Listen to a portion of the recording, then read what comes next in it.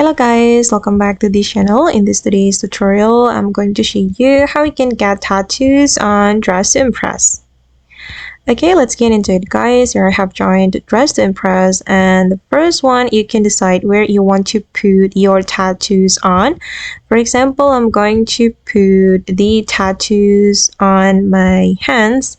So I'm going to equip this stocking for hands. Okay, and then I'm going to go to the pattern, and then we can scroll down. Okay, keep scrolling down, and then I'm going to show you the pattern you can use to create tattoos for your model. Okay, it's almost there. Okay, this one guys, you can choose the color based on your skin tone, and I think the best color for my skin tone is this one, or let's try this one.